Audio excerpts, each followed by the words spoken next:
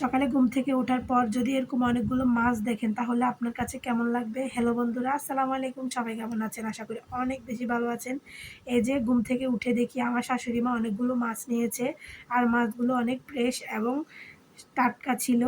মাছগুলো দেখে আমার খুব ভালো লেগেছে। লইট্টা মাছ আর চিংড়ি মাছ, আমার কাছে এই ২ মাছ খুব ভালো লাগে। আর আমাদেরকে সবসময় যে মাছ দেয় সে চেষ্টা করে একটু ভালো মাছ দেওয়ার জন্য। আর এই যে মাছগুলো সুন্দরভাবে ধুয়ে ক্লিন করে নিচ্ছি যাতে মাছের গায়ে আটালো ভাব না থাকে। তারপরে আমি সুন্দর করে মাছগুলোকে রান্না অনুযায়ী প্যাকেট করে নেব, যাতে রান্নার সময় নিতে একটু সহজ হয়। ওই জন্যই একটু সুন্দরভাবে মাছগুলোকে প্যাকেট করে নেব। এদিক দিয়ে তো অনেক বেলা হয়ে গেল, তাই আমরা ২ জা মিলে বসে পড়লাম লইট্টা মাছগুলো কাটার জন্য। সবচাইতে সহজ কথা কি জানেন? এই লইট্টা মাছগুলো কুটতে না অনেক ভালো লাগে। অন্যান্য মাছ থেকে এই মাছগুলো কুটা অনেক সোজা।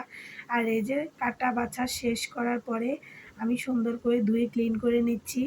আমার কাছে মনে হয় মাছ যত ধুবেন ততই বেশি স্বাদ বাড়বে মাছের। এটা আমার কাছে মনে হয়, আপনাদের কার কাছে কেমন লাগে আমি জানি না। তারপরেও আমার কাছে যতটুকু মনে হয়েছে আমি আপনাদের সাথে বললাম। এই যে মাছগুলোকে সুন্দর করে ধুয়ে ক্লিন করে নিচ্ছি। আর এই পাকে আমার শ্বশুর অনেকগুলো পুদিনা পাতা এনেছে। বলল যে পুদিনা পাতার ভর্তা করার জন্য। আর আমি এই যে পুদিনা পাতার ভর্তা করে নিচ্ছি। আর এই পাকে দুপুর হয়ে যাচ্ছে আর আমার যা এখান দিয়ে রান্না বসিয়ে দিল পাতলা ডাউল। আসলে আমার যা অনেকগুলো রান্না করেছে, আমি রান্নার ক্লিপ নিতে পারি নাই। আর এই যে আমার মেয়ে স্কুল থেকে আসার পরে আমি চেষ্টা করি তাকে ফার্স্টে খাইয়ে দেওয়ার জন্য।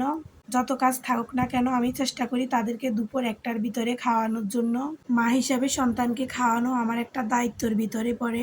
খাওয়ারে ছিল মাছ ভাজা, ভর্তার ছিল ঢেঁড়স ভাজি, বরবটি রান্না করা। আর এই যে আমি সুন্দর করে আমার মেয়েকে খাইয়ে দিচ্ছি। আজকের ভিডিওটা এ পর্যন্ত। সবাই ভালো থাকবেন, সুস্থ থাকবেন। ভালো লাগলে আমার পাশে থাকবেন। আল্লাহ হাফেজ।